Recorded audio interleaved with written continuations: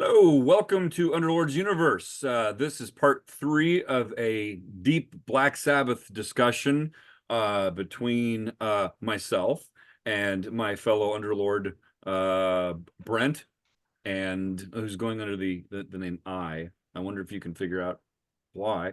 And our friend Travis, who's a Black Sabbath aficionado. If you're stumbling across our channel for the first time, just like to point out that basically we like to talk about things that we're interested in, that we like, that we've been fans of for a long, long time, and that inspire us to create our own stuff. So this is the third of a series on Black Sabbath that we're doing, and we've been rating the first set of albums. I'll put a link below in case you stumble across this and you want to find out what the early Sabbath discussion was like. Then the mid-range period, mostly the 1980s. This particular episode, we are focusing on Headless Cross up through 13, the last album by Black Sabbath. Now, we're also including The Devil You Know by Heaven and Hell, which was basically the Ronnie James Dio era of Sabbath renamed. But if you're watching this, you already know that. So we do basically we try to keep ourselves as objective as possible, giving each song up to 5 points and then doing a little bit of division magic to come up with a rating. And we do that primarily to kind of challenge ourselves and see if our preconceived notions match up with the results. At any rate, we're going to start with Headless Cross here. And the way we're going to do this is to focus primarily on highs and lows. We tend to end up talking about pretty much every song, but we kind of start with what are your highs, what are your lows, and we take it from there and just see where the conversation rolls. Right, guys? Yeah, and in fact, I think maybe I should just make an executive decision. Why don't we just skip the Forbidden and maybe not even the whole album? Why don't we just talk about Illusion of Power for 2 hours? I got my body count hat on right here. Yeah, do you? I got my body count albums. I'm ready to go, guys. Let's talk some Ice-T right here. Okay. Well, we will. Okay, all right. If we want to, we can gradually go along. We'll gradually. I'll be tuned out the whole time. Yeah, right. So, Headless Cross, Brent. This album comes out. Let's see. What's the release date of this album is? 88. It's 88. 88 or 89. 88. Yeah. 88. Okay. And April, I think. April. The kind of the theme of this third part here is really kind of reunions. I mean, we're starting with the Tony Martin era, but then Ronnie James Dio comes back, but then Tony Martin comes back, and then Dio comes back again, and then Ozzy comes back, and never mind the fact that Neil Murray and Cozy Powell kind of come in and out of the picture as well. So this is kind of and Bobby Rondinelli comes in and out a couple times too. Yeah. I mean, there's Bill Ward even comes in and out too. Bill Ward comes out and in. Oh yeah, that's I forgot about that. Yeah. He does. The only person that does not leave, the only two people are Tony Iommi and Geoff Nicholls. Right. Of course, with Bill Ward, not the only recorded work with Bill Ward is that live reunion album that has a couple of studio tracks, one of which he doesn't even play on. So, yeah. But anyway, right. So the Headless Cross comes out in 1988, and I remember when it came out, and I remember seeing the video for Headless Cross and thinking to myself, "Who's that dude playing bass?" It turns out it's Lawrence Cottle. Well, no, not in the video. It's not. But right on the album, but not in the video. Right. But who the heck is it in the video? My understanding is it's just a random guy. It's just a random guy. That's what Tony Martin said. It's just they're like, we need some guy to play bass this video, and they're like, can you do it? And he's like, sure. So it's just a guy, literally. Yeah. So I bring that up because it kind of reminds us of a little bit of the disarray that Sabbath was in at the time. And it's funny, like I personally, when I think of Headless Cross, I was like, oh, this is the beginning of the, sort of second or third tier or fourth tier classic era of Neil Murray and Tony Martin. And it's like, oh, well, Neil Murray wasn't actually on Headless Cross. No. He joined for the tour, and then he stayed in and then came out and in and all that. But yeah, it's crazy to think that. Yeah. So they're still kind of trying to get something that's solid here. Now, it's a solid record. I'll just kind of start with my thoughts on this, though.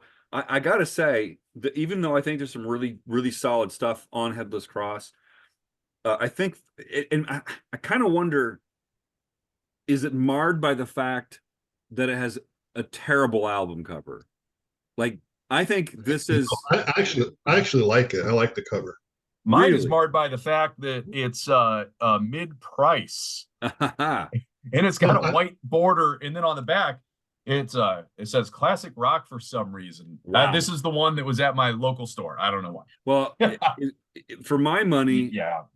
I know that a lot of folks say that Forbidden is the worst album cover in their catalog. I disagree. It's Headless Cross. This I like that cover. I hate this cover. I think it looks like extraordinarily cheap. Whatever fifth grader did it, I think did a good job. Right. I think the font is cheeseball. Yeah. Fortunately, I think the quality of the material, the songs, are a step up from the cover itself. Having said that, though, I actually don't give anything on this album a 5 out of 5. And I knew if I said that Travis, that would really throw you for a loop here. Yeah, I got a problem with that too. Then you got a problem with that too? Okay, well, either of you guys chime in, since I've said none of these are 5s in my book. What are 5s in yours? Well, I'll just pick it up where you left off. The 5s for me are the title track, Devil and Daughter, and Kill in the Spirit World. And I gave 4.5 stars to Call the Wild and 4 stars to When Death Calls and Black Moon. So I love The Gates of Hell, but I can't really give it much more than just a 3. It's the intro to the title track. Yeah, right. I agree. So really, Nightwing I gave that a 3. Everything else in this record is stellar. So I got 5 stars for Headless Cross, Devil and Daughter, Kill in the Spirit World. Those would be my favorite songs on the record. And the record's great. I think it sounds great. We know that Tony Iommi wanted to get Cozy in the band, and this is when he did it. And he's a monster on this record. It's a little over the top in terms of its, satanic lyrics and things like that. But that doesn't detract from the music for me. So I think it's a fantastic record. I've loved it ever since it came out. I love this record. So there's 5 for sure. Tony Iommi has said where he was just like, now Tony Martin was in the band and actually writing lyrics because he didn't write them on Eternal Idol. He's like, well, I'm in Black Sabbath, so I need to write the darkest record possible. And Tony Iommi was like, well, this is a little too, like you said. Yeah. I don't mind. I love the dark elements and right, I agree with a lot of what you said. And I should also point out that for this whole duration, and I mean through this whole series, very few things got below a 2.5. That's like the average mark, where if it's below 2.5, it's like, yeah, I could live without it, really. But on here, I don't think there's nothing below a 3.0. I gave 3 to Black Moon because it's kind of I don't like the bluesy stuff where they go too bluesy with Black Sabbath, which is kind of ironic since they started off as a blues band. Mm-hmm. For some reason, I gave Nightwing 3.5, and after listening to it right before this, I was like, should I change my rating? It's very diverse. It's a good closer. Mm-hmm. So I probably underrated that a little bit. Other than that, it's all 4s in Gates of Hell. I gave it 3.0 because I'm just like, it's a good lead-in, but it didn't need to be there. But my own rule is, if it's a good lead-in to a great song, I gotta, cut it some slack. That's a 3.0. I view those things too. Yeah. Other than that, I gave a 4.0 to Kill in the Spirit World. I gave a 4.5 to Call the Wild. Devil and Daughter, I gave 4.0. And then Headless Cross and When Death Calls, I gave a 5. Headless Cross, I just think is, I mean, it's so funny because when I got this, Cozy Powell, I'd heard all these things about Cozy Powell, but I hadn't really heard Rainbow yet. I actually, ironically, well, not ironically, but oddly, I picked up a Peter und der Wolf album with Cozy Powell on it, just because I love Peter and the Wolf. And all these rock people were on it. And he just played timpanis on one song. And I'm just like, okay, I finally hear Cozy Powell in the drum intro to Headless Cross. I love it, but it's very simplistic. Later on, I go and hear Stargazer, and I'm like, oh, so I wonder if, no, I don't wonder. Headless Cross is fine how it is. The lyrics, the melodies, I mean, Tony Martin is on fire. And as you guys know, I rated Eternal Idol very high. Headless Cross, I just think, it's kind of awesome that Eternal Idol obviously had great melodies that were not written by Tony Martin. This proves that Tony Martin is an amazing vocalist who's never gotten his due. And I think he's a great lyricist. I don't mind the dark lyrics. When Death Calls is one of those where it's just like, this is in like a minor epic. If it wasn't, I mean, it's I guess 7 minutes long. It's got Brian May. You guys know I'm a pretty big Queen fan. I'm not huge, but I just have mad respect for Brian May, who's best friends with Tony Iommi, which is so cool. And everything about that song, the emotion it evokes, the weird intro, which I believe is like harmonics on the bass, if I'm not like, it's keyboards and harmonics on the bass playing together. So Lawrence Cottle, I was listening to this again. I go, I got to find out what else he's done. The answer is not much. The Alan Parsons Project. And I got it, and I'm like, oh, I mean, it's okay. I'll put it in. Anyway, that's neither here nor there. Headless Cross, overall, wait, I forget. We don't give our ratings right now, our average ratings, right? It's a 4.0. It's a solid album, and I probably rated it a little bit low, to be honest. It's, man, Tony Martin. I mean, one other thing, Tony's solo on the title track is outstanding. His guitar solo title track is just, it's mind melting. It's great. Yeah. And I gave the title track 3.5. How did how? I like it. I think it's a good song. I think it's a solid song. I think there are I don't really disagree with anything you guys are saying. I agree completely that Tony Martin is an underrated vocalist that has never gotten his due. I do agree that his performance on the entire album is just outstanding. I just don't think the song it's a great performance. It's a fine song. I like the song.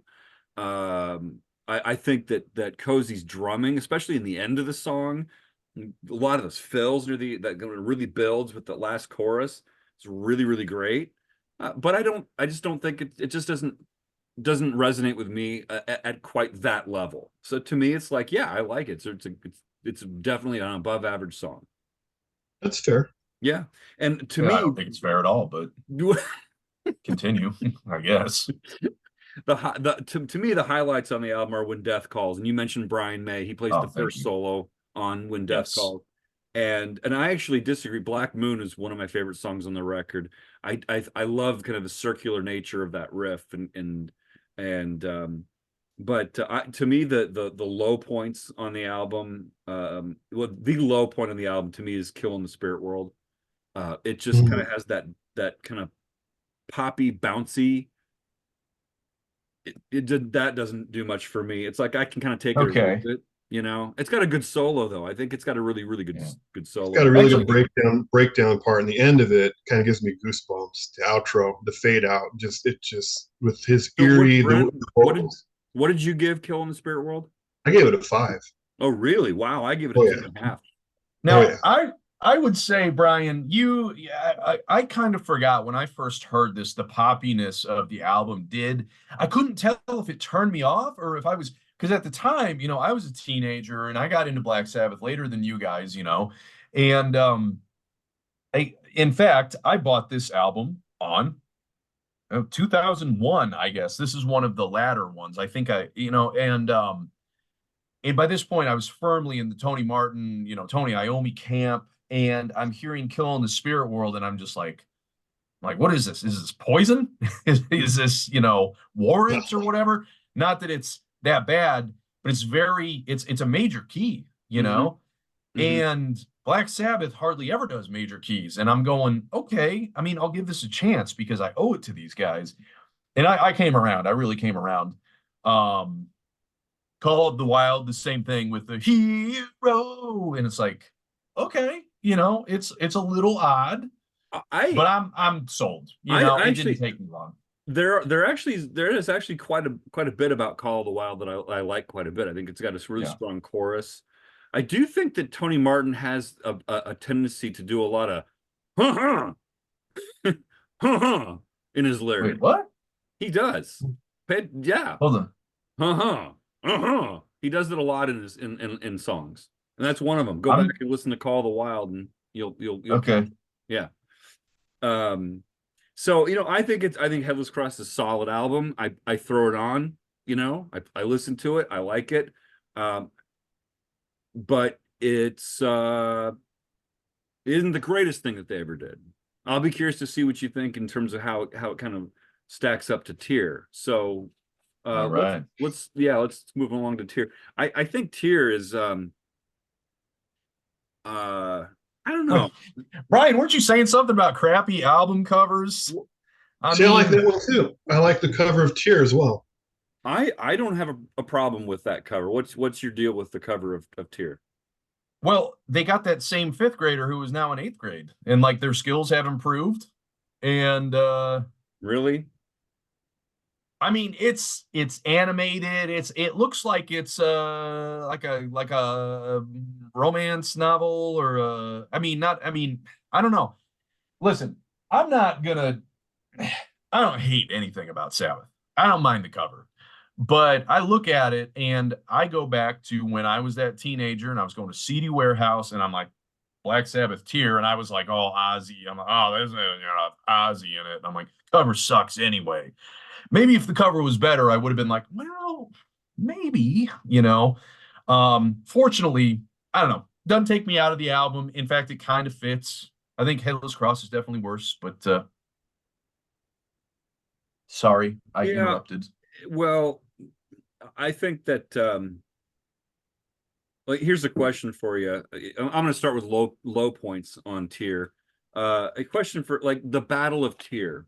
Is that a justified track of its own? No. And what I will say is they screwed themselves by not just putting together Battle of Tear, Odin's Court, and Valhalla all as one song.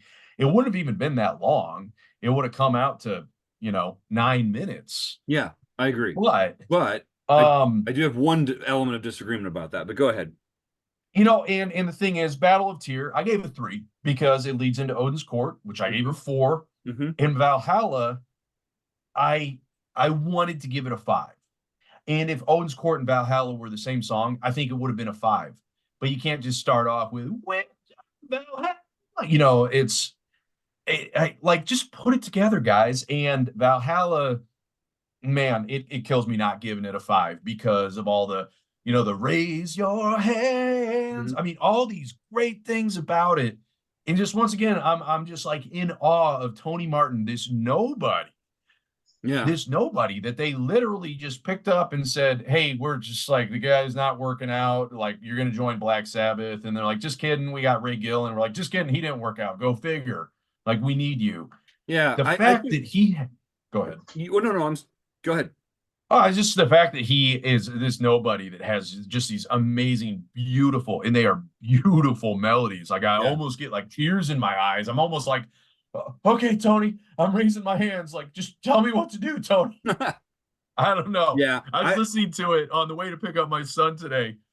And I'm just oh, we live in an awesome world, man. Tony Martin writes vocal melodies, Yeah, I agree with you. Valhalla is one of the high points of the album. As a matter of fact, I think Valhalla is one of the high points on any of the albums that Tony Martin is on. Does that mean you gave it a 5? Well, I'm kind of like you, though. I did. I'm kind of like you. I gave it 4.5 because I'm I'm really torn about the way that they put that together. Now, keep in mind, even putting a rating on these things is somewhat subjective in the sense of, well, you know, a month from now, if I listen to it again, I might go, how come I gave that 4.5? I should have given that a 5. Yeah. I mean, you know, this is just a tool to get us to discuss it. It's a tool to kind of see where the highs and lows are. It's a relative thing. So does Valhalla get a higher score than the Battle of Tyr? Yeah, and it should, and it always will, whether I give Valhalla a 5 or a 4.5. Anno Mundi, I would also say, is the other like absolute mind-blowing. That is a monster of a start of an album. Yes. Thank you. Yeah. And which in case you're kind of up on your not up on your Latin, that means basically in the year of the world. Yeah. That's what that means. And going back to Tony Martin's lyrics, after I think Tony Iommi basically told him, like, you don't have to be so dark. And then he's like, okay, well, what do if I can't like sing about Satan and all this? Satan lives in the soul of the dying. He's like, all right, well, I'll go a little bit lighter, and talks about this Viking Norse mythology and stuff. And it's like, once again, when I saw this, I'm going, wait a minute, Sabbath are all of a sudden talking about Vikings? And I was a dumb teenager. And then once I heard it, I'm just going, okay, yeah, I'm there for you. Brent, or I'm sorry, go ahead. No, go for it, Brent. So I agree. Anno Mundi, that and Valhalla are phenomenal. I will go one further. I'll up the ante. The Sabbath Stones is a 5-star song. That riff and how that song is put together is monstrous. It's got light, shade, heavy riff. It's almost like the bass guitar is like a little backwards in it. And this song gives me the chills. And they have a compilation album called The Sabbath Stones, so clearly they thought highly of it as well. Yeah, I gave it a 4 when I was listening to it. I was like, it's not quite a 5. I gave it a 4, but I see what you're saying. I also gave a 4 to Jerusalem, which I think is a really I did too. Solid. But I think the better version of Jerusalem is the one on Tony's first solo album. Back Where I Belong. Yes, but I did give that a 4 as well. So for me, the low points, if you will, and I didn't give anything on this record lower than a 3. The Lawmaker, I can kind of take it or leave it. And Feels Good to me is kind of a throwaway, although I do appreciate the video where Tony Iommi is spinning in a circle doing his solo. That if we were talking about videos, that would be a 5. If we're talking about the song, that's a 3. And Heaven in Black, I want to like Heaven in Black. I've always wanted to like Heaven in Black more than I do, but it's an okay song. So nothing on this record is bad. The high points, again, really high. Valhalla, Sabbath Stones, Anno Mundi, and my next highest song would be Jerusalem. And I give that seems like we're pretty much in agreement about what the highs and lows are and stuff on that. It's a solid record. Sounds great. Heaven in Black. Another Cozy Powell album. Yep. Neil Murray is on this record, so the lineup is kind of stable. Of course, that's kind of solidified. Going to change really soon, though, of course. But, Heaven in Black. I was listening to it again just before, and I kind of promised myself, I was like, unless you just are going to die if you don't change your rating, then keep your ratings the same, because we recorded the first two, over a month ago. And Heaven in Black, I'm listening to that, I'm like, this is just a great album closer. I only gave it a 4, but it's a great album closer. It has that sense of finality, and I kind of feel like maybe I should have given it a 4.5. Jerusalem, I gave a 4.5. I disagree that Tony Martin's version is better. In fact, Tony Martin's album, I gotta say, I'm disappointed. I love that. From Headless Cross and Tyr to Back Where I Belong, and like the first track, it's almost like gospel-ish, and Jerusalem feels like the soul had been taken out of it. He didn't do that cool Tony Iommi, that like it sounded much too safe and adult contemporary almost. I love that record. And I was searching for that high and low. I don't know if it's still hard to find, but it was back in the early 2000s. Yeah. Oh, it's hard to find now. It's almost impossible. Yeah. Yeah. When you Sabbath Stones, I gave a 3.5, and I gotta say, feels good to me. I gave 4.0. I would have given it higher, but I don't feel like it had a solid ending. It kind of felt like they sort of ran out of ideas. And I gotta say, once again, it comes down to, I mean, I keep talking about Tony Martin stuff. Obviously, Tony Iommi's guitar is amazing, but Tony Martin's just melodies on Feels Good to Me and all that. The world is turning, and man, that got a lot of play when I first, heard that, because it was just so out of left field. And then, if you notice on the next two Tony Martin albums, they have at least one song on each that kind of feels like a sequel or the third in the trilogy to Feels Good to Me. So I'd be interested to hear what you guys say about that. Anno Monday, though, have you heard of I never know how to pronounce it, Giantini or Giantini project? Yeah, I have those. Tony Martin. He also does Anno Monday on that. Not as good as Sabbath does, but yeah, this album overall, I mean, it's 3.94. And once again, I was like, do I want to rate it lower than Headless Cross? I did, just barely. It could go either way. There's not a bad song on this one. So now, obviously, this lineup, just as soon as they get a solidified lineup with Neil Murray on bass and Cozy Powell, then you get the shift back to the Dio era, and Vinnie comes back, which of course that wasn't right off the bat. I mean, there are actually rehearsals and stuff with Cozy. So Travis, you said you wanted to lead into Dehumanizer, so do you want to go ahead and the reason why is because of how inorganic Dehumanizer sort of came together. Because it's like, all right, I think it was about 1990. Geezer Butler goes to a Dio concert, calls him up and says, hey, I'd like to go see you. And even though they had all this like bad blood and all of that, the second someone just goes like, hey, want to get together? Like, absolutely, man. It'd be good to see you. And so Dio's talking to Geezer before the show. It's like no time has passed. It's like there's no problems ever had. And getting ready to go on. And Dio goes, oh, by the way, you're coming up for Neon Nights. Otherwise, get the hell out of here. And Geezer's like, okay. And after that, they're going, maybe we can make this work. And it was such a huge thing. IRS Records, which totally just shit the bed when it came to Tear and Headless Cross and things going on later. I think Warner Brothers came in and actually bought out Black Sabbath for an album, says like, let us distribute it. You can't handle it. You don't even have the money. And the IRS took a check or whatever. And what happened was, of course, obviously Neil Murray, you got to go. We got Geezer back. Tony, you got to go. We got Dio back. Well, we're not getting Bill back, and nobody's clamoring for Vinnie Appice is what they thought. I mean, obviously I would. So we'll just keep Cozy. But Dio and Cozy didn't get along. Right. And because of their history back with Rainbow. Yeah. And so Dio up and quits, and he says, screw this, I'm out of here.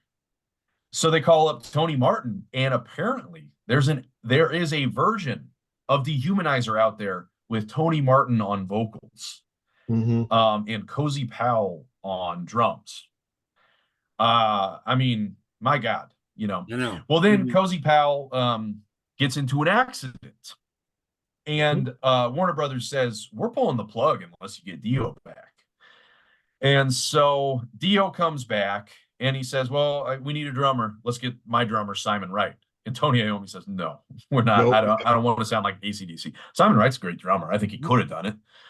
But why not give Vinnie Appice back? So they get Vinnie back, even though Vinnie and Dio had a little bit of bad blood because Vinnie finally quit. Same kind of problems Vivian Campbell and why am I blanking on Jimmy Bain had with Dio. But once again, he comes back. It's like no time has passed.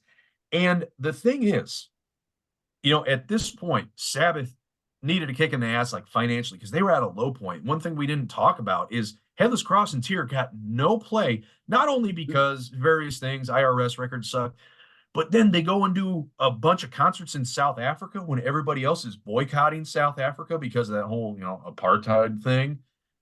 And then they're getting concerts canceled left and right. They actually got their tour gear impounded.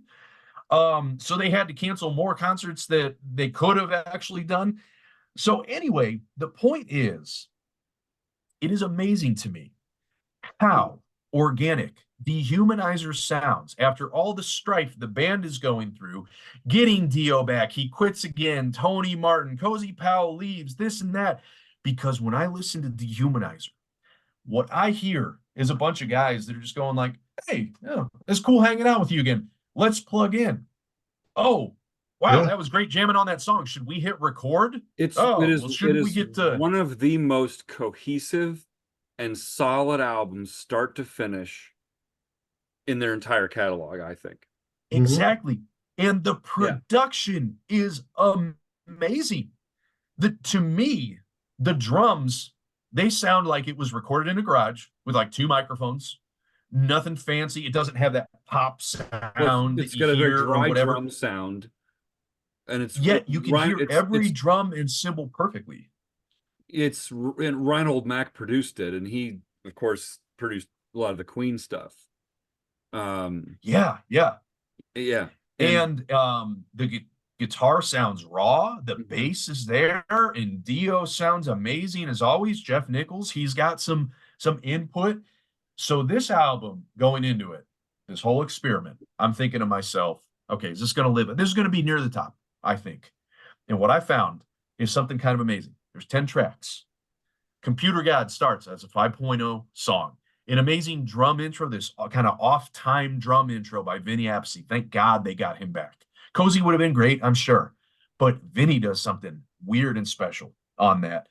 Computer God, by the way, I should probably shut up and let the discussion happen here, but Computer God was a Geezer Butler band song in 1985, except the entire song's different. The lyrics are different. The only thing was it was Geezer Butler's title.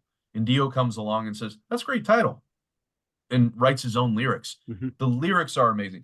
I'll shut up here in a second. I will just say this is what happened with my rating. Computer God, 5.0. After All, The Dead, 4.5. TV Crimes, Letters from Earth, Master of Insanity, Time Machine, Sins of the Father, Too Late, all 4.0. And then I 4.5 and Buried Alive, 5. So my ratings go like this. I have never had a Sabbath album dip that little and have that much consistency. Yeah. And so overall, and that's what I was that's the thing. I basically agree with what you just said. I might disagree, on the nuances here or there. Like, for example, I gave I a 5. I think that the solo in the breakdown in and back into that solo is just one of the most awesome moments on the entire album. I had a real difficult time rating this album because it was like, God, can this really be 5, 5, 5, 5, 5? So I kind of talked myself into, well, no, this is 4.5. This is 4.5. Okay. And that's a 4, but we're kind of splitting hairs there a little bit. And some of this comes down to little tiny things like, okay, if I'm forced to pick between After All and TV Crimes, I'm going to pick After All. Yeah. But it's so difficult. That this album is so difficult. The riffs, people talk about Tony Iommi's riffs, and then they point to things like, Sabbath Bloody Sabbath, which is great, or Paranoid, Paranoid, which is kind of boring, actually. Well, there's nothing to that riff at all. You take riffs from like Letters from Earth, I mean, my God, right? It's like, or Sins of the Father, like after that intro, and you could it's like the riffs in that are just gigantic. So to me, I agree with you. It's solid. It's straight through. This is one of the best Sabbath albums of the entire catalog, I think. And my only issue with this record, with this album, is Master of Insanity. To me, is a dip. It's like, here's me for this album. It's like, Okay. To me, Master of Insanity, it's a little bouncy to me. I don't really like it when Sabbath gets bouncy and the I'm not a huge fan of that. I don't think it's a bad song though. I think that the bass riff that's in the beginning of it is so great that it elevates it a little bit. So I actually gave Master of Insanity a 3, but that's the only thing in that 3 range. Everything And else, part of the reason it's so bouncy is because that was the one song that the Geezer Butler Right. band had almost as you hear it. Yeah, you can go find it. You can pull it up. You can find it on YouTube and hear it. With Carl Sentence on vocals, right. current singer of Nazareth. And so it's kind of funny, the whole rights issue. Geezer Butler's wife called him up and said, "Hey, we want to use a Master of Insanity on the new Black Sabbath album." Oh, that's great. She's like, "Problem is, you're not going to get credit for it. It's going to say it's written by Dio and what, you know." Yeah. I don't know. I guess I can see that. It makes sense if there was any song that I guess wouldn't fit. Maybe that one, To me, because that's obviously it was. And that's yeah, exactly. Brent. Okay, so I agree with most of what you guys said. I'm going to talk about the production just really quick. For me, it's not the best sounding Sabbath record, but I can't envision it sounding anything other than the way it does. Yeah. So if that makes any sense, it's like sure. the drums don't sound great, but I don't want them to sound any different. You know, it's like Tony's guitar. There's a very minimalist approach, I think, to the production. Like Brian, you said, it sounds very dry, the drums, and I agree with that. But the riffs this is like a riff smorgasbord from the beginning of this record to the end. And I do have some low points. I've never been a big fan of TV Crimes, so I gave that a 3. I'm not big on TV Crimes. I agree with Master of Insanity. I've never been a big fan of that song either. But the rest of that record, from start to finish, is phenomenal. So, for example, I give After All a 5. Time Machine is a 5. Letters from Earth is a 5. I is a 5, and I agree with Brian about that solo section. If you listen carefully, you can still hear the solo after the vocal comes back in. You can hear the solo underneath the rhythm guitar. It's like they didn't completely take it out.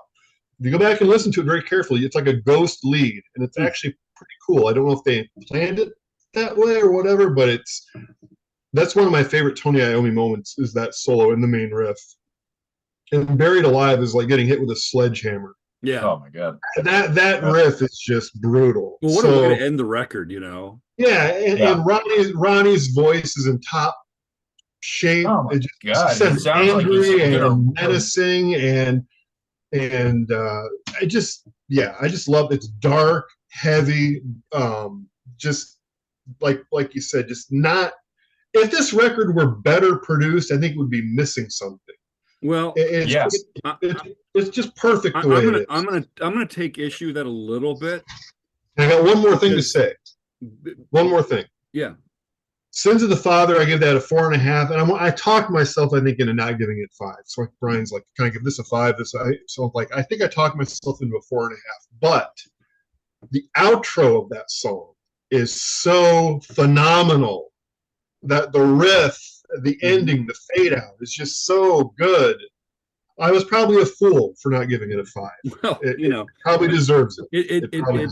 It serves the purpose of sparking the conversation. That's what the whole point is. So, the thing about the production on this record, I mean, I think to say that it's not well produced, and I'm not saying you're saying that, but no, I think kind of misses it. I think this is what they're like. Vinnie has actually said that this is the best drum sound he's ever gotten. Right. Oh, I didn't know that. That's cool. Yeah. And now some people might hear it and go, gosh, it's too boxy sounding, it's too big, it's too dry or whatever, but that's just a matter of taste, you know. I could see why someone might say that, but I can also see why someone might love the way it sounds. So I think it's unbelievable. I'd also like to say I was fortunate enough to see this tour in Davenport at front row. There was no security on the front row. Well, it's the Adler. I think there was security, but he was probably taking a smoke break. He was also retirement age. No, because at the theater, I mean, you could literally just put Oh your, yeah. right, we could rest our arms right in front of Geezer Butler the whole show. Oh my And God. and by the way, part of Kiss Alive was recorded at that theater as well. So Yeah. that was just kind of a cool personal note. That was also election night 1992, the night Bill Clinton was elected. Oh, really? Yep. Hey, it's a very very important night tonight. Donald Trump might win the New Hampshire primary. Well, if I'm a betting person, you might. Anyway, You might.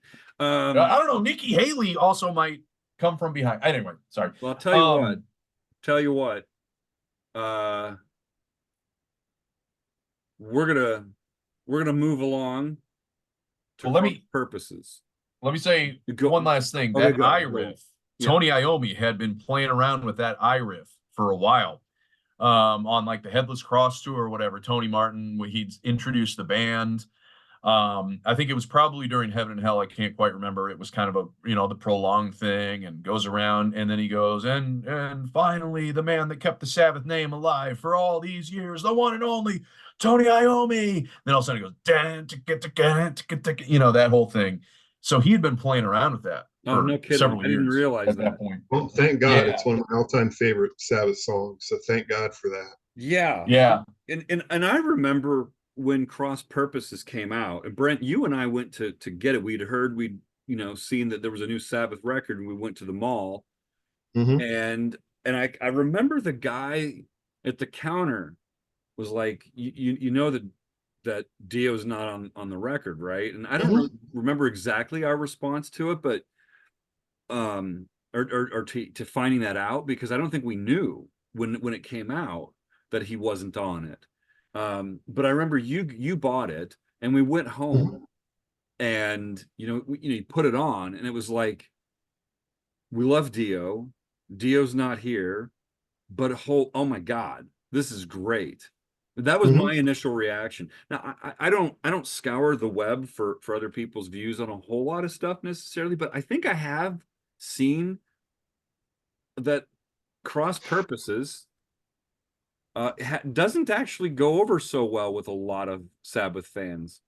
Yeah, that's true. I love this record personally. Yep. I thought it was a great follow-up to Dehumanizer. It's got a tighter, punchier production.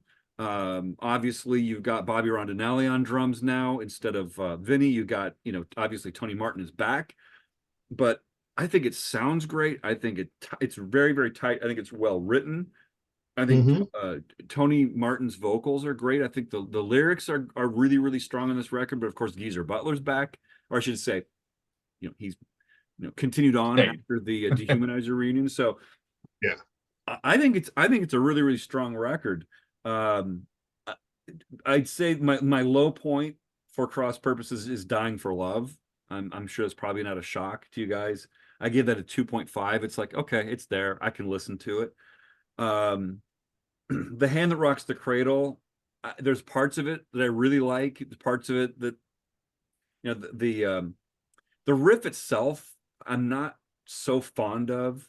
That dan dan dan da little dan dan da little but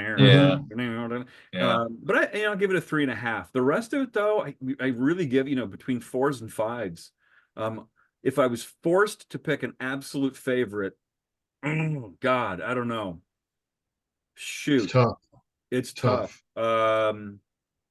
Eyewitness is such a strong opener. I think Eyewitness is a fantastic song. I love Psychophobia. I love the riffs in Psychophobia. Yes. And I have to say, I love Virtual Death. Virtual Death, I think, is a fantastic song. God, Cardinal sounds Sin, like Alice in Chains. I mean, the whole thing is really, really pretty damn good. Say what, Travis? The Virtual Death sounds like Alice in Chains, all the way down to like the layered vocals and stuff. No? Never thought of that? I don't really see that, but I mean, I don't get that. I can see when you're referring to like kind of a slower kind of riff with harmony vocals like that. I guess I can see that, Yeah. but I didn't. I mean, I don't. But I don't. I see what you're saying, but it doesn't sound. Yeah, I Like see it's, what you it's mean. fine. Yeah. It's fine. Yeah. Um, it's weird. Before this, they were working on a Sabbath reunion full time. They had that brief Ozzy reunion.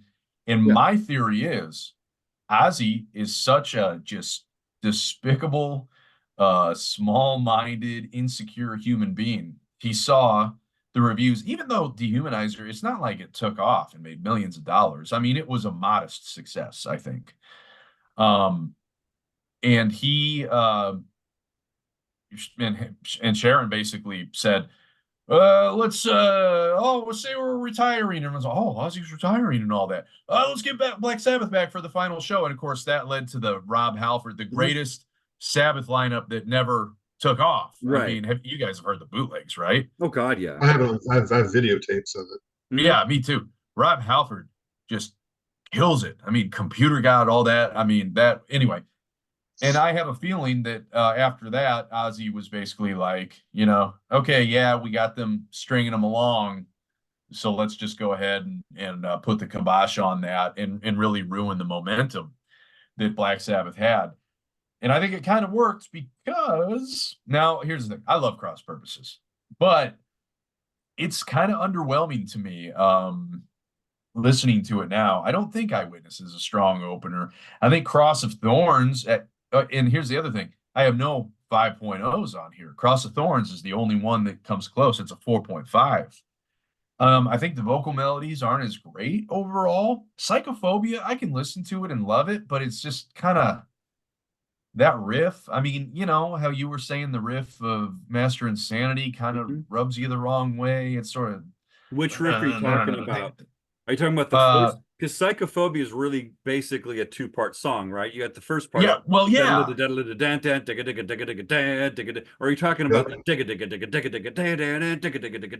Oh, yeah. That is I mean, I don't know. It's weird because I used to love that. So if you would have asked me 20 years ago, I would have been, that's 5.0 or something like that. But just I don't think it's held up as well for me. Virtual Death 3.5, Immaculate Deception. Here's my problem with some of the song structures. It's just repetitive. And then it go and it just keeps going. And I felt like, this would have been in another song that would have been a really cool sort of bridge later on in the song, but they designed a whole song around that riff.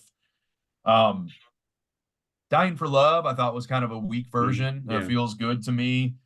Back to Eden is underwhelming. It's got that kind of cool, almost cashmere feel to it, but it's just not as good. What did you rate it? I'm curious. What did you give it? Back to Eden? Yeah. 3.0.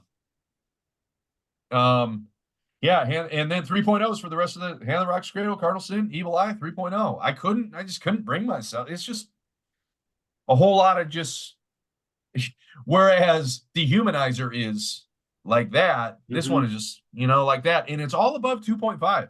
I listen to this album, I can enjoy every song, but I just don't feel like, I don't know.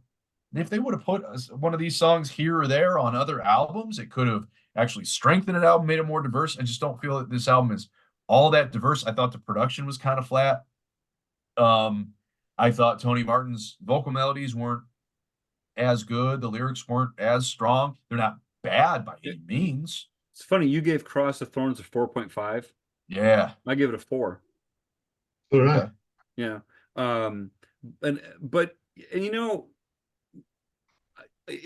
In a weird sort of way, I actually agree with you. Like, the album hasn't aged as well, but that's because I would have probably given it like a 6, like a 6 out of 5 when it came out. I was that into that record. Yeah. And so as it's aged, certain parts of it haven't quite aged as well. Like I used to like Back to Eden a lot more. I would have given Back to Eden a five right out, no problem. Yeah.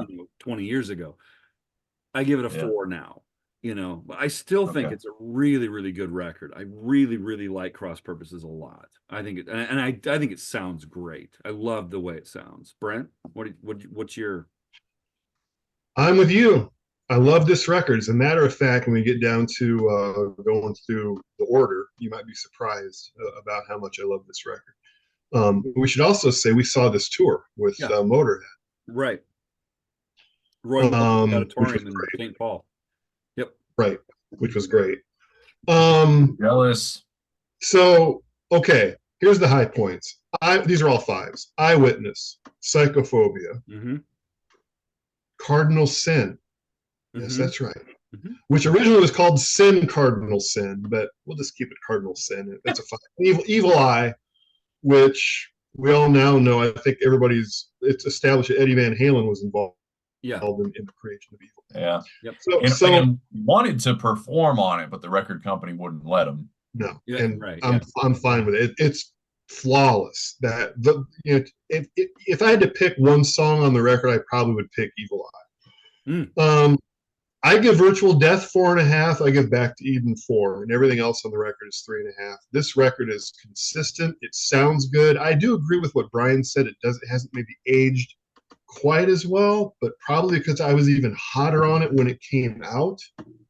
When I went back and listened to it again to prepare for this, I was a little surprised I still liked it as much as I do, because I hadn't listened to it in a while, and it scored really, really, really well. So for me, it's very consistent.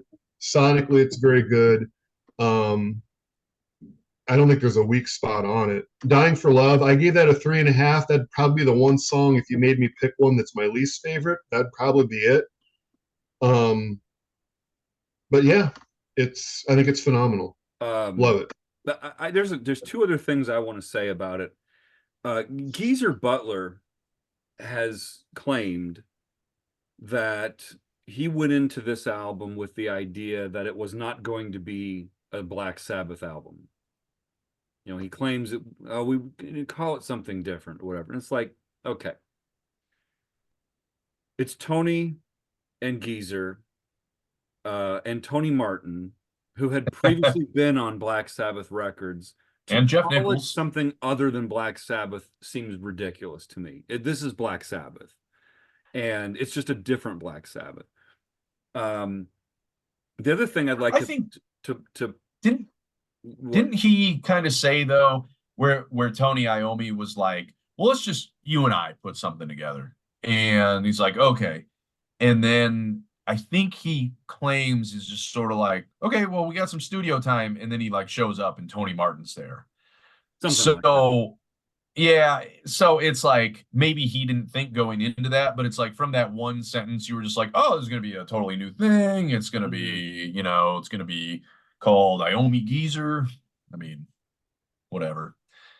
Sometimes I wonder if his memory's a little, Well, here's the thing. It is what it is. And frankly, I don't care what you call it.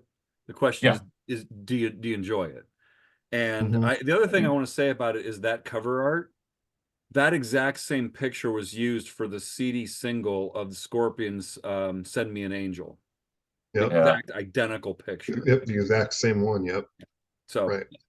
Not doing so great with the cover art in these Tony Martin years. It's okay. I used to have a T-shirt that I got. Yeah, you had the show, and it's I don't hate it.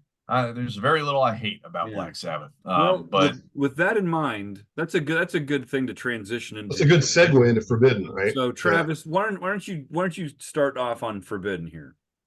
All right, let's talk some iced tea. So, speaking of not knowing what things were going into it, I think Tony Martin claimed that he was just sort of told, hey, Ice-T and his guitar player, Ernie C., are going to be involved in this next one. And I think, if I remember correctly, he's going oh, so it's going to be like a body count Black Sabbath album? He didn't really know going into it.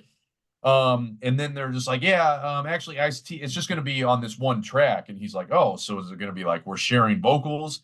And as it turns out, as we know, that track was primarily Tony Martin with a little, it's not even a rap, it's more of a spoken word by Ice-T. But here's the thing, we talk about low points with Black Sabbath. This is about the lowest. I mean, you could argue this was lower than when they were, getting their stuff impounded and getting boycotted across Europe.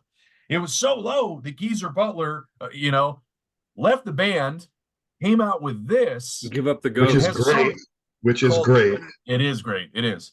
Has a song called Giving Up the Ghost, Yeah. which basically he claims, oh, that wasn't directed at Tony Iommi. It was more like, hey, you fans don't think that this is Black Sabbath. I mean, just totally rips Black Sabbath apart, saying if you're holding on to this thing, and it's just like, well, and to that I love point, Geezer, so but I also think it's just like, well, yeah, that's your opinion because you're kind of detached from a lot of things, which is why you go into Ozzy's band for a tour and then you're back and what. So I'm Team Tony Iommi here. I do love Geezer, but so here's what I think about Forbidden. Okay, before you say that though, Travis. Okay, so let's set the stage here. So you go from the kind of the classic Dio era reunion lineup. Vinnie and Dio leave because of the whole Ozzy situation. That all crumbles. So Geezer and Tony, however it works out, they get Tony Martin back. They get Bobby Rondinelli. So then Geezer leaves. Bobby Rondinelli leaves. Tony Martin is gone. So it's just Tony Iommi doing what you were saying about this, this Ernie C.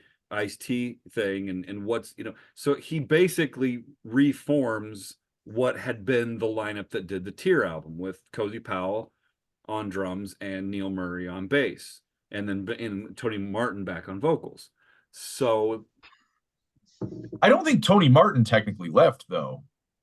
Well, I think it was in terms of who's performing on the albums. That's what I'm talking about. You mean between Cross Purposes and Forbidden? What did I say? Did I misspeak? Well, I mean, you said Tony Martin left in between Cross Purposes and Forbidden. Oh, I misspoke. I misspoke. Okay. Yeah, because I did misspeak because I was saying Tony Iommi's the only one there. No, both Tonys. Tonys are the one. Although Tonys are there. Yeah. On that same token, Tony Martin has always said he was never kept in the loop. And I think, he might have actually thought for a time, like, am I going to get a call for another one? And then he gets the call and he hears Ice-T is involved and he's going. My understanding is he thought Ice-T was going to be the singer on the record. That's my understanding. That Tony Martin put that? Yes. Oh, wow. Okay. And I don't know if that's my understanding, but I think he thought it might be a co-vocal thing, or I think at first he thought it was Ice-T was going to be the singer on this record. Okay. Ernie C's involvement. I think that's what he thought at first, and then they were like, "No, that's not what it's going to be." But thank God for that. But. In 1996, I had just gotten into Sabbath. I only owned a couple Sabbath albums, and I go to Best Buy, and there's this bin of $2 CDs. And what do you find in the $2 bin? I couldn't pass it up, even though at the time I was a stupid teenager that was very anti Tony Iommi because of what he did to poor Ozzy and all that, and I was an Ozzy worshiper. But at the time, you never saw CDs for $2. They were selling them for $20. This is back when, that's like $40 in today's money. So has this little notch out. I actually changed the case because I couldn't stand that little notch. But yeah, you can see the notch there. Basically, they couldn't give it away. This is how bad it was. The cover, as we know, is pretty terrible. I mean, I think it looks cool. It's horrible. Not for a Black Sabbath album. I think it does look not for a Black Sabbath album. But I look at it and I go, okay, I mean, but here's the thing. So at the time I got it because I couldn't pass up a $2 album.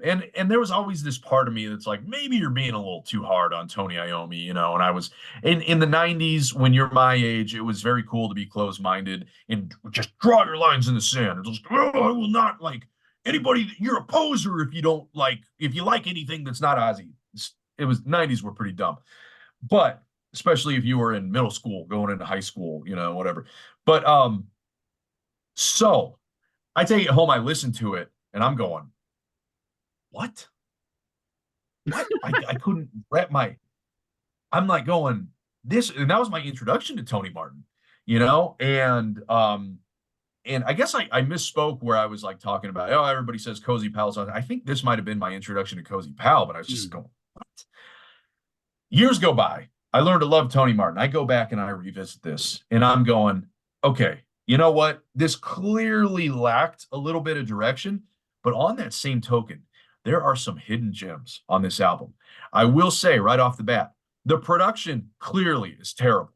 The drum sound is terrible. I don't think the bass sound is terrible. It's kind of, Neil always kind of has that bass sound. I think the vocals are bad, but also Tony Martin, he wasn't doing a lot with that range anymore. His range had kind of changed, but the vocal production is still pretty bad. They didn't do any layering. It's pretty much just him talking. The lyrics are pretty, I don't want to say they're bad, but there's some badness in there. And once again, Tony Martin being kind of like a chameleon, like, all right, I'm not going to sing about saying, oh, we're doing more street stuff. Well, I'm going to talk about how this guy upset me, and you turned your back on me. Like, I don't even remember what. So you start off with the illusion of power, and despite what I thought back then, here's what I think now. When I listen to Forbidden, I feel like bad production aside, I feel like I'm listening to a greatest hits album. Because you take the bad lyrics and the vocal production and all that, the riffs in the song structures remind me of so many other things. Illusion of Power reminds me of the song The Eternal Idol. Can't Get Close Enough, the second part, reminds me of Megalomania from Sabotage. What else? I Won't Cry For You, obviously, reminds me of Feels Good to Me. And then Rusty Angels has kind of a Dirty Women vibe to it. So you go through this album, and there's some stuff that sounds like it's pure 1995. There's some stuff, obviously, it sounds like it's maybe a little bit left over from Cross Purposes. And there's stuff that runs the gamut of the Sabbath catalog.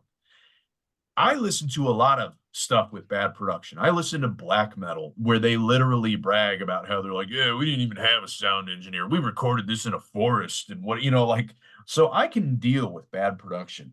And once I wrap my ears around that, and I'm taking this song by song, I rated this a lot higher than I thought I would, because I've always kind of said, yeah, Forbidden's kind of the low point because of all those reasons I said.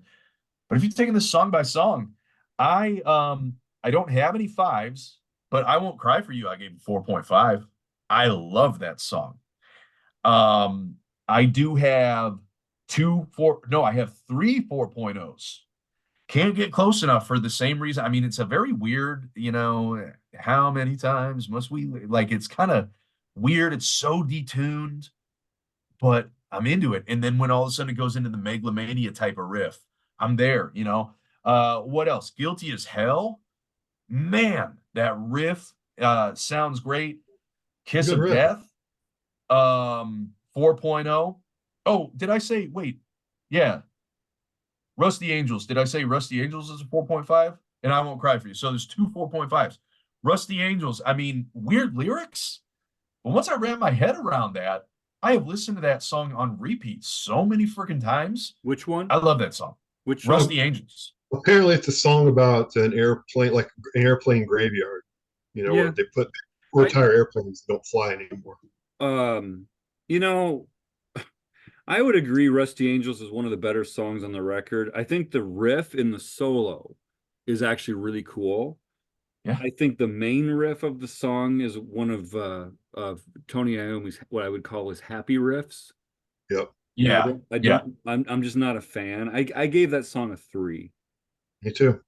And I was actually surprised. I went into to rating this optimistic, because when it came out, I listened to this a lot. This is kind of it's the same. Maiden had the X Factor out in 1995. Sabbath puts out Forbidden. These are bands that I love that are kind of in their doldrums a little bit. And I was one of those guys who was like, you know what? I'm diehard. I am gonna listen to this. I'm gonna familiarize myself with. I used to really, really like the title track, Forbidden. I used to say that's great, that's fantastic. I listened to it again and I'm like, yeah, it's pretty good. I like it. I gave it a 3.5. Yeah, me too on that one. For the title track for Forbidden. Yeah. I used to say, like, I Won't Cry for You. I used to give that I used to say that, oh, that's a really, really strong. If only the production was better, it would be great, right? That kind of a thing. I listen to it now and it's like, I give it a 3. It's just like, yeah, okay. I like it, but I don't, I think that the best song on the record is Kiss of Death. Mm-hmm. It's a good closer. It's a great closer. It's a good closer. I think Get a Grip is really, really weak. I don't like Guilty as Hell. I think Shaking Off the Chains is weak. Those are all that one's a weird one. That's the only one I gave it 2.5. Shaking Off the Chains. Yeah, I did too. I gave it the same rating. You guys both gave it 2.5. Yeah, I gave it a 2. What did you guys give Illusion of Power? 1. 3.5. And that's only because of the very beginning. Because I distinctly remember when I bought this record and put it in my CD player in our parents' basement, and I heard the beginning, I was blown away. And then it went into the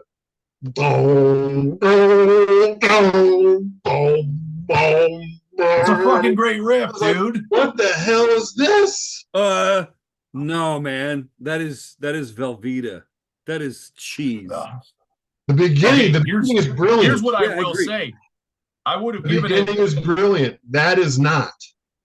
I would have given it 0.5 more than I did. Instead of 3.5, I would have given it a 4 if he didn't freaking rhyme the word down with down. Tony? Yeah. Tony, you're better than that. But Brent, I gave that 1 star. And for the exact same reason. Yep. If it wasn't for the beginning, I would have given it a 0. Oh my God. Yeah, that song is it's painful. Listen, I'm gonna say it's Sabbath at its very worst. Yep. Here's what I'll say. I give FX 1. Okay, that's just sound effects. But in a way, I like that better. That's not pretending to be something different than just sound effects, right? Jeez. I probably like Changes better than this song. And this song is horrifically bad. This song, aside from the issues which are clear and present, it's horrible. This song has so many Sabbath elements to it. But they're not good. That you say is Velveeta is terrible. I mean, they're not good. Allow me to explain something that is good. All right, Kiss of Death is a 5-star song. That song is incredible. Okay. Right? Forbidden. That's a 4-star song. Really, Get a Grip. I give Get a Grip 4 stars. I like that riff. I gave it a 3.5. Yeah, it's a good song. I gave Get a Grip 2. Yeah. 8. This album actually graded better than I thought it would, because there's a lot of 3s in here, which for me a 3 is okay. It's a good song. It's okay, Shaking Off the Change. I just don't like the that riff just doesn't do anything for me. But clearly, with an objective viewpoint, the Illusion of Power is atrocious. The album cover is atrocious. The one saving grace is that in the inside of the liner notes, it mentions bumfuck Iowa. Why? I don't know, but we are mentioned on this record, and that stands for something.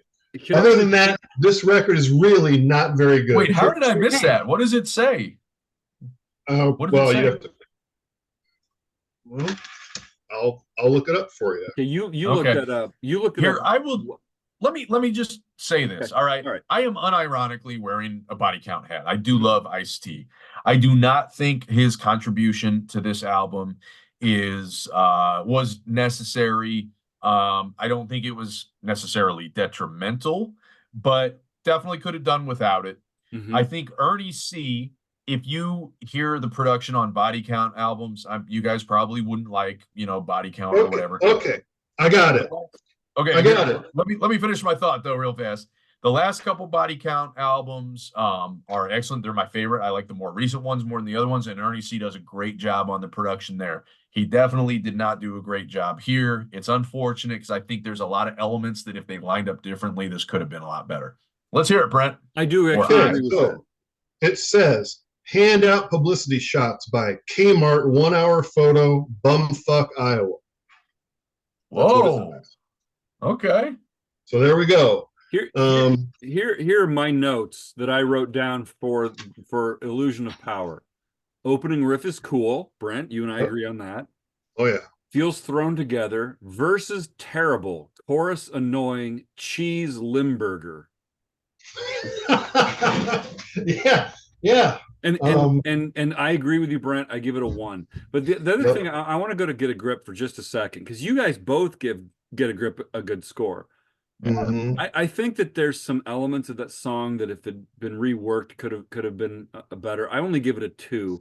But Travis, since you're into lyrics, I want to know your response to "That Ain't Nice, Gotta Get a Grip or You're Gonna Slip on Ice."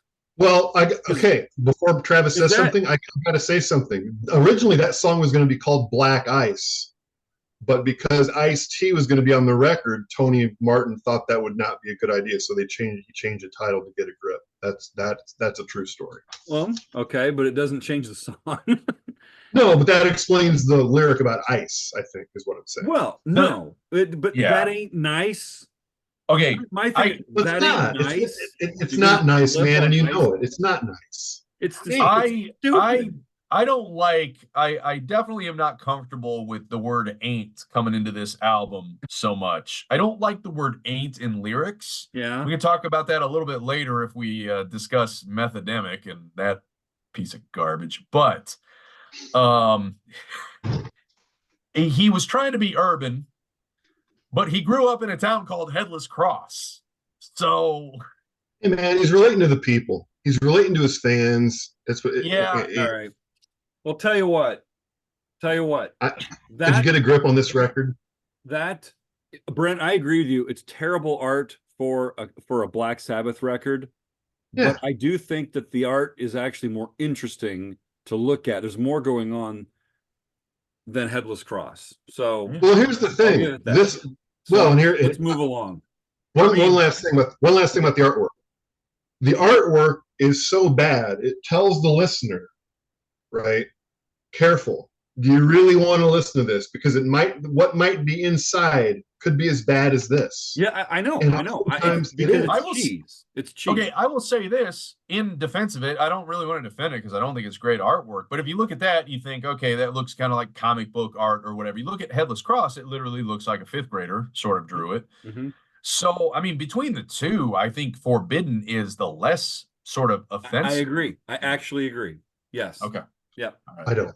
All right. Okay. Now, of course, that lineup falls apart for, clearly obvious reasons. And then, of course, the Vinnie and Dio era return under the moniker Heaven and Hell. Now, actually, can we take a side? Just a quick little, because the way that came about was the Dio years, yeah. And it, like, unmistakably, those 3 songs are Black Sabbath songs. They later changed the name, but for the longest time before 13 came out, the last lineup of Black Sabbath was Dio, Vinnie Appice, and Tony and Geezer doing 3 songs on this. They go on tour, and by the way, check this shit out. Look at that right there. Yeah. I caught that from Tony Iommi. I got a Geezer pick.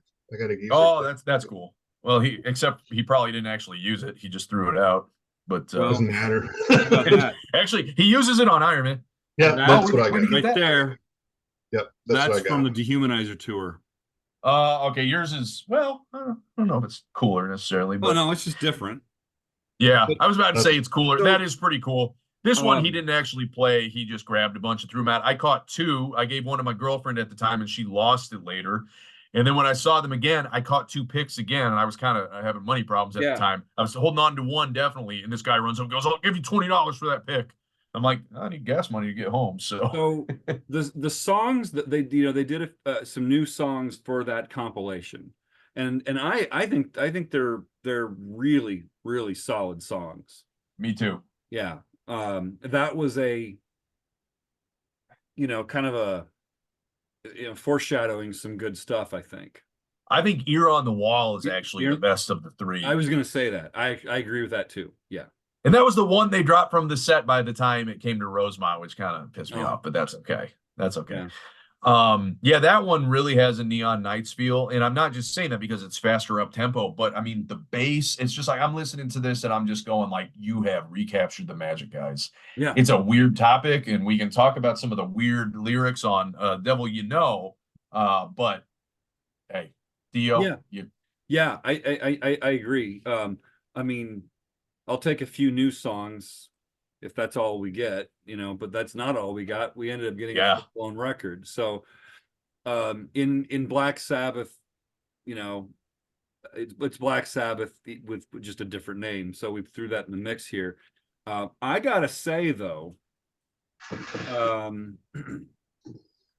it's not as strong a record that I was hoping for. In my view, I think there's some really really amazing moments on it. I think Adam and Evil is a really good opener. I think Fear has a great riff in it. I think Bible Black, I understand why it was the single. I mean, it's a cracking song. After you get through that acoustic intro and the way it comes in, and I give Bible Black a 5. Me too. It's the only 5 on the album for me, though. I have 4 5s on this record. Really? Okay. I only got 1 5. I'm with you, Brian. That's my only 5. Which song was a 5 for you? Bible Black. Yeah. Okay, so we both agree on that. The other song that comes really close to me is Follow the Tears. I think Follow the Tears could be a 5. Which just when I rated it, I gave it 4.5. But on another day, I might have given it a 5. I think Follow the Tears and Bible Black are really just the real high points. I think Adam and Evil and Fear are really, really good. I think The Turn of the Screw is a really good song. I have that 3.5. I think the low points on the album, I think Rock and Roll Angel is, I can take it or leave it. And I think that Breaking Into Heaven, same thing. So what'd you give Rock and Roll Angel? I gave it a 3. I gave it a 4.5. Oh, wow. Wow. Okay. That reminds me of the name is escaping me on Dehumanizer. I see the diamond, but you only see the rock. What's the name of that one? Sins of the Father. Yeah. I don't know. That riff really reminds me. I'm kind of like, I don't know. I love riffs kind of like that. See, I love Sins of the Father, but I do not love Rock and Roll Angel. Okay. Bores me. It's just kind of like, and Double the Pain, it's like it's not a bad song. It's just kind of like, hey guys, let's write a Sabbath song. And I feel like I think I was a little generous with this album, actually. And a lot of it's nostalgia. A lot of it's knowing that Dio was gonna be dead in a year. And it's like still like going back, this is one of the more sort of emotional time periods for me, just knowing I saw one of his last concerts. I was like maybe his 10th to last concert. I'd met him before. And so I have a lot of nostalgia, but when I went and rated this, I think I was a little kind.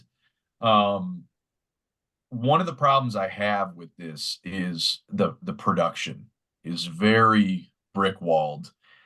And it leads to sort of a sort of sameness throughout. There's not a lot of subtleties. And my other big problem is when they got together and wrote this, Vinnie Appice was a full member of Heaven and Hell, aka Black Sabbath. But they wrote it on their own. They wrote it with the drum machine. They said, Vinnie, come on in and record the drums, pretty much what we have as the drum machine. Yeah. And it does not sound organic necessarily. It sounds a little plotting at points. And you think of what we talked about with Dehumanizer and how great the drums were and how organic it sounded. It's like, guys, why didn't you just let Vinnie come and jam? He didn't have to necessarily say, let's change this or that. Let him come jam, get the feel, and record what he wanted. But he's been on record saying, like, yeah, I pretty much recorded what they told me to record. And it hurt the album. But like I said, I'm a little kind to it. I have I was just listening to Breaking Into Heaven before this, and I had it at a 4.5 on here, and I'm going, was that because I was so nostalgic? Because, I was also listening to it, doing other things in the car on the way places. Fear, I only gave a 3.5. Maybe I should have given that more because I really love the vocal melody in that. Double the Pain, I think, is kind of lame. Turning the Screw a little bit. Eating the Cannibals, I'm glad we got a fast one in there. Follow the Tears. I'm going to say about Eating the Cannibals, though, to me, that's another one of these bouncy riffs. Okay. It's just like, it's like that they did not do the Power Rangers song. So what? They did not do the Power Rangers song. You just did the Power. It's just bouncy to my taste, but I generally I think I agree with you. I don't agree about Breaking Into Heaven. I think that song just kind of bores me. Brent, what do you think? Me too. No, me too. Yeah. So if it's my turn, what I would say about this record is that when I reviewed it this time, it didn't score as highly as I thought it would. And this is a weird record because I have 4 5s. And everything else is in the 3 range. There's no 4s on here. So what are the 5s then?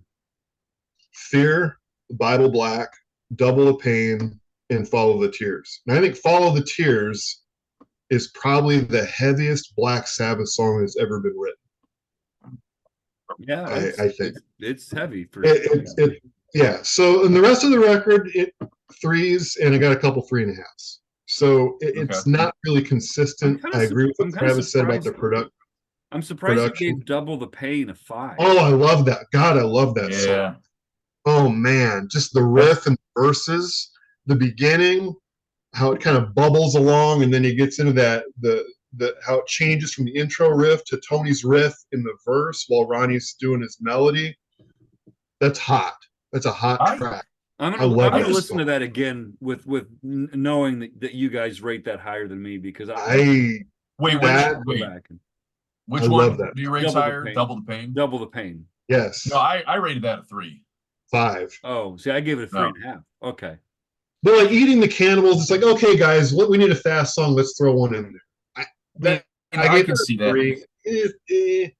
Here's the other thing is Ronnie's became very storytelling. He needed a story with each song. And I think that kind of led to a little bit of the inorganic feel rather than just like throw some lyrics out. It can have sort of a concept behind it, poetry, but this is actually a story about, cannibals that are being eaten. Like it's sort of that little sort of double, it's just, I'm actually surprised. I gave Adam and Evil a 3, and I'm going. I did too. But I think I should have rated that higher because it's got it's the guitar work and everything, and I don't know. Here's what I'm gonna say. I want to say something about Adam and Evil. I gave that a 4, and I think I could on a good day I could maybe give it a 4.5. The thing I really love about Adam and Evil is the second verse musically is just so different than the first. And you got those great bass fills that are in those verses. I just think it's so, it's like they found a way to kind of be a little unique again. And so I think I may have underrated Adam and Evil. I think it's a great album opener. I think it's awesome. Me too. This is a really hard one to rate. I mean, like I said, with me, the nostalgia factor, the fact that it in some aspects it sounds thrown together, and then in other aspects it's like, man, you nailed this, and it's just like got the just trademark Iommi Dio sort of stuff. I don't know. It's kind of weird. I maybe come back in 10 years and we'll see how it rates and all that. I do have one little interesting fact to throw out here. Sure. Have you guys ever heard of this band? A band? not sure. No. A band called Bible Black Hmm. with Ronnie James Dio's old Elf bandmates, who also were in Richie Blackmore's Rainbow. Right. Craig Gruber, Yeah. Gary Driscoll, Hmm. Mickey Lee Soul. Mhm. And not only that, but in the relation to Black Sabbath, there's a guy named Jeff Fenholt who at one point was considered or had jammed, or according to him, he was actually in the band. But anyway, he has vocals, and then there's this guy. His name is Joey Bellardini. Anybody ever heard of Joey Bellardini? Joey Belladonna. I was gonna say it's very, very close. Yeah, to I was gonna say the Belladonna. must. Yeah, yep. Yeah, Joey Bellardini. Later joined a band called Anthrax. So it's pretty good. Bible Black. It's a pretty good band. It's kind of what you would think if you put those people together. Interesting. Interesting side note. And I just think it's kind of funny that Dio then has a song called Bible Black. It's like, did you get that from your buddies? So that's interesting side note for sure. So obviously with Ronnie's death, that's the end of the Heaven and Hell version of Black Sabbath. And then Tony, Geezer, and Ozzy reunite for and Bill at first. And Bill at first. Don't forget this cluster thing.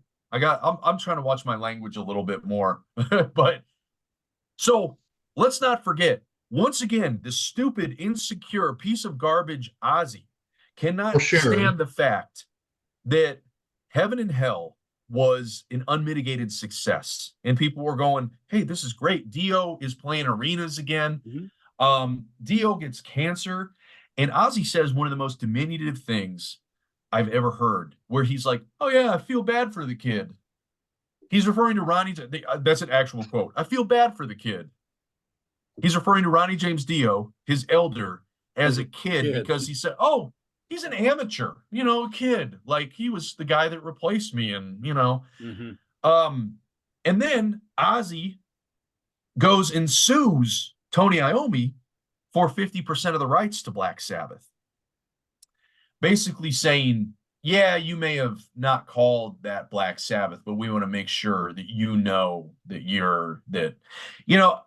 I won't get into that. We know what a just, oh my God. And Ozzy hasn't done anything quality since the 90s, in my opinion. So they announced this reunion and Bill Ward's involved, and all of a sudden Bill Ward's not involved. And I'm going, and it was kind of unclear. And now they've said, well, yeah, he wasn't up to snuff and he refused to basically say, like, I won't tour or I won't drum the whole concert. Let's have another guy. You can step in for the encores. It probably had a little more to do with money rights as well, because we've learned in Geezer's book that in Ozzy's stupid press release said, really Black Sabbath belongs 25% to the 4 original members. It's like, oh, okay, so now that you got your 50%, are you giving away the rest of that? And apparently Geezer thought that they were.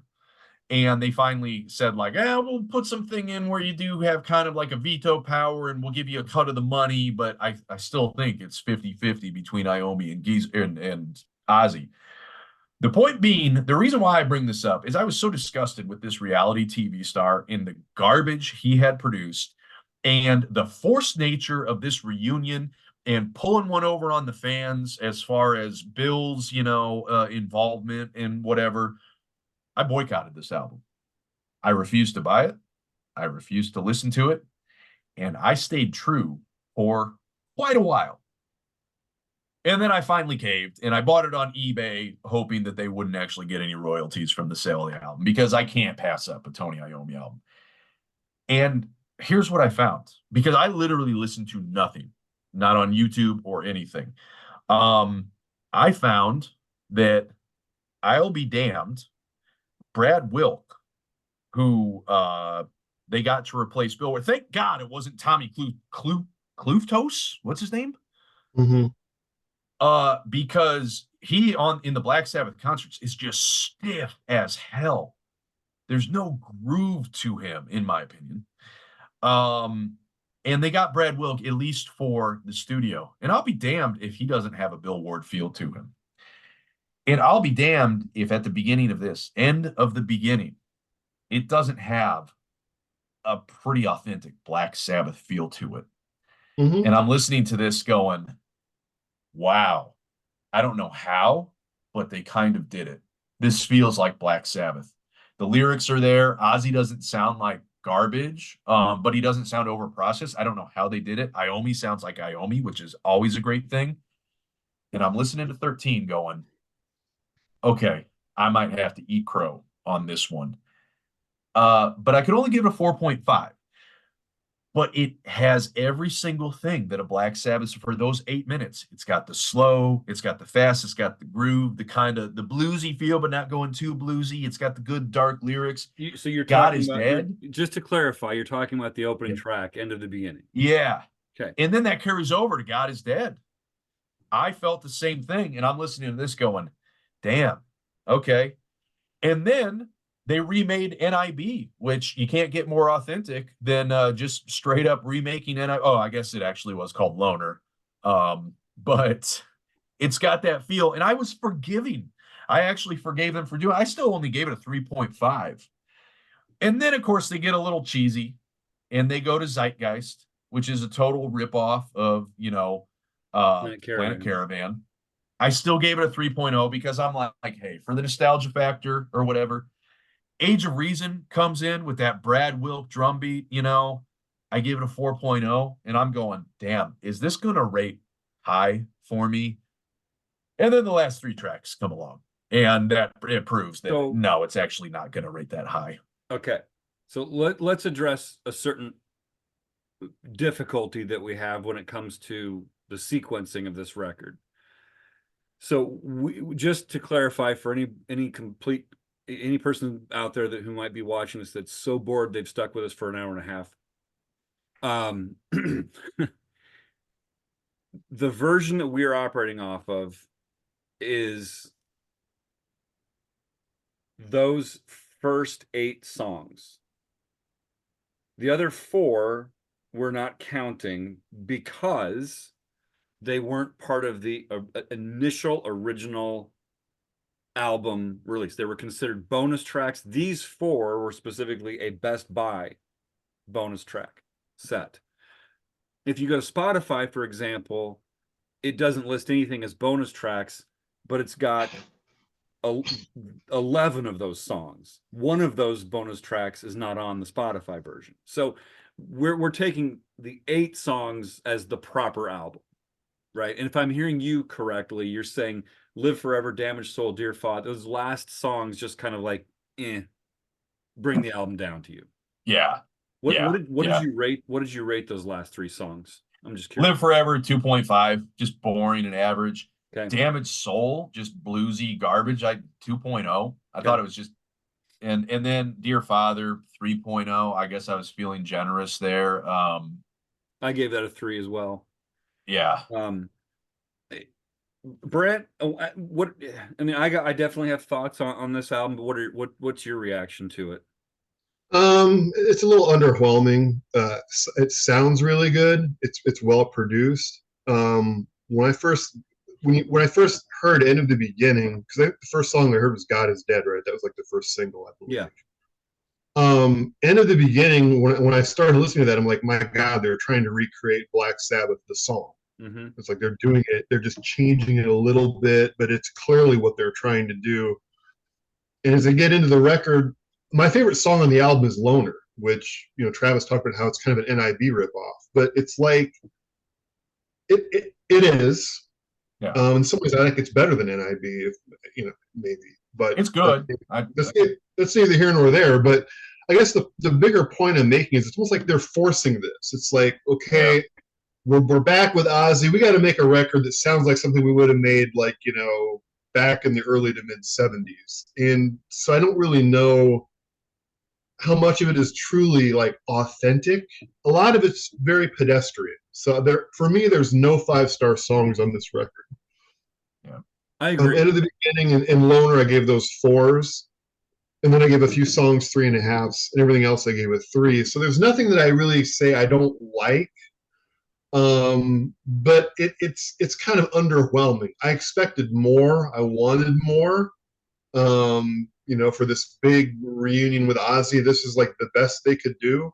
So while I don't dislike it, I wanted to like it a lot more than I actually do. I think it's the word I would use for it, I think, would be forced. It's kind of like it just seems a little bit. I got a different word for it. Pastiche. It's like they're copying themselves to such a point. It's kind of like, in the literary world, you had, Robert E. Howard writes the original Conan stories in the 1930s, right? And his life comes to an end pretty young, and then years later, authors like Robert Jordan are writing Conan stories, and it's just pastiche. It's not that it's bad, it's just copying a style. In this case, they're copying themselves, and you could make an argument that's like, well, it's not a pastiche if they're copying themselves, because they're the ones who created this. And it's like, but a song like Black Sabbath is so iconic. Mm-hmm. It's so iconic. And then when I put on 13 and I listened to End of the Beginning, I was like, you got to be joking. Yeah, I had the same reaction. You are like literally copying yourself. It's like, how can we just mimic ourselves? Mm-hmm. And so I have a very different view of that, I guess, than what I'm hearing you from you, Travis, about that. Like I get angry when I listen to that song, because it's like, this is what you chose to do, or better yet, it's what Rick Rubin kind of pigeonholed them into doing. Yeah, probably. Now, having said that, I'm going to be a little contrarian though. I actually think the second half, where it picks up and copies the second half of the song Black Sabbath, mm-hmm. is arguably better than the fast part of the song Black Sabbath. I think the riff is actually a little more interesting. However, while I would rate the song Black Sabbath really high, I give this a 2.5 at best. Oh, wow. Because I'm like, dude, it's like you're pulling a fast one on us. It's like, oh, check it out. We can write songs that sound exactly like our classics.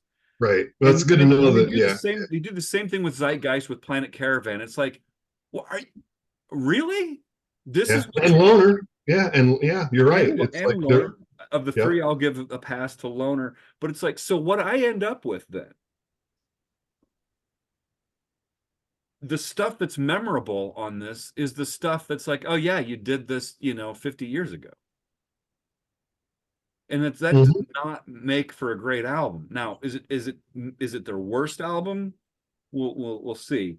I did not rate anything on this higher than a 3.5.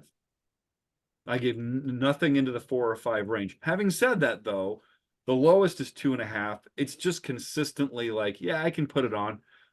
Okay. One area where I'm a little irritated with it is the mix of it, I think, sounds phenomenal. I think it might be one of the best sounding Black Sabbath albums ever from a mix standpoint. Geezer's bass sounds incredible on this record. And I would just, the songs aside, I would just listen to it just to hear Geezer's bass play. But it's really compressed. So I think they compressed. There's a lot of compression in the mix.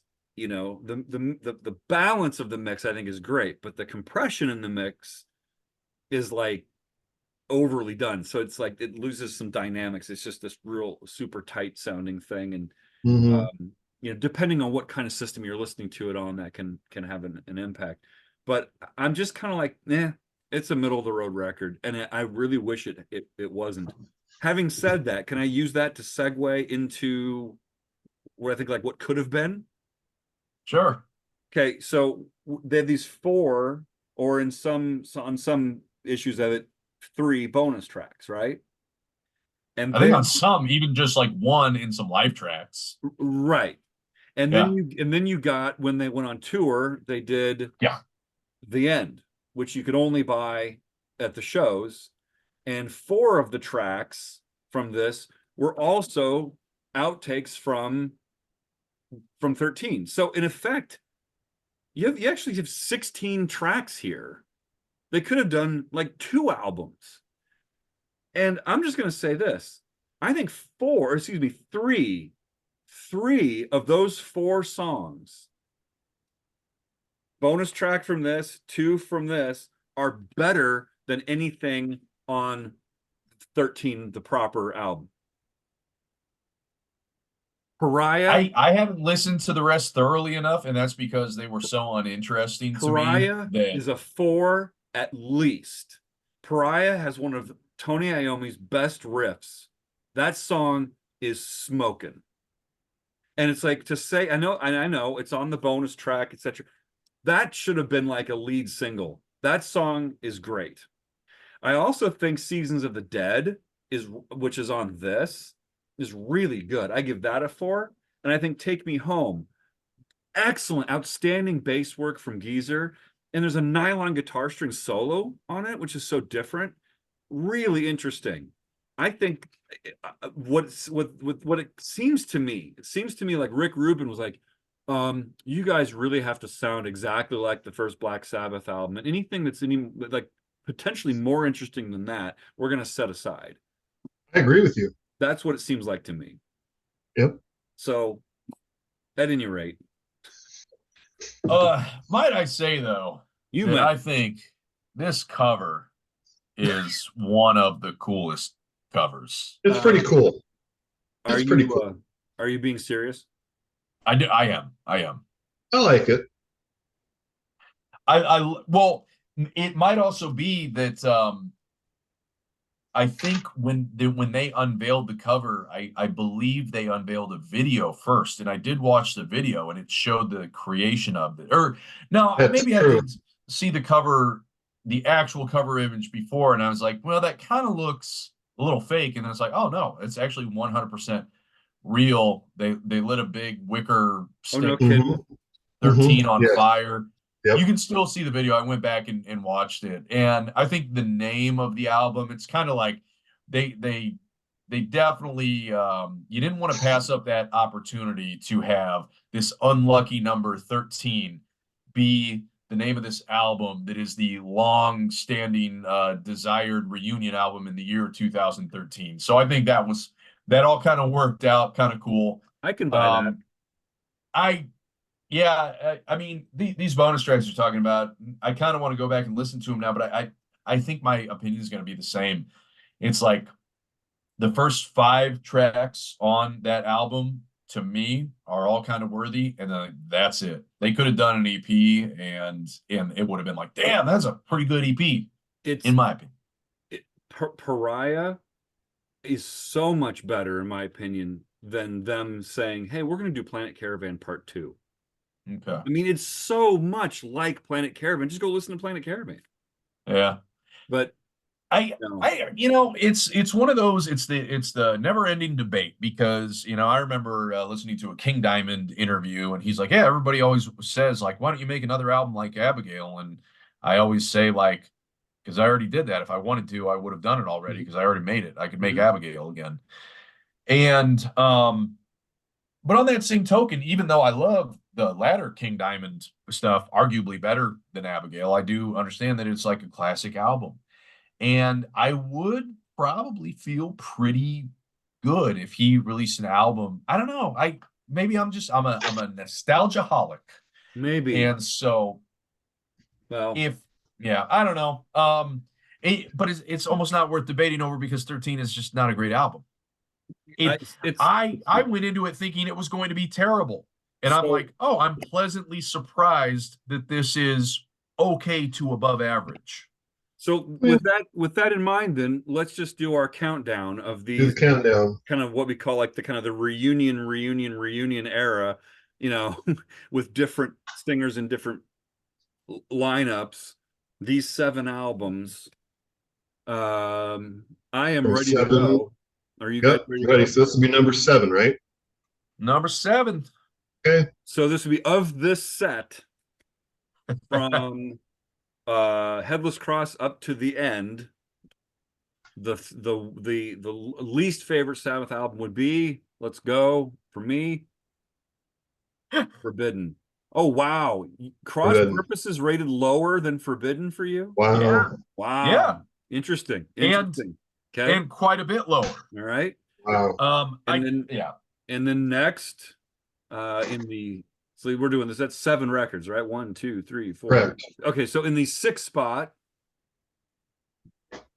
Okay. How about that?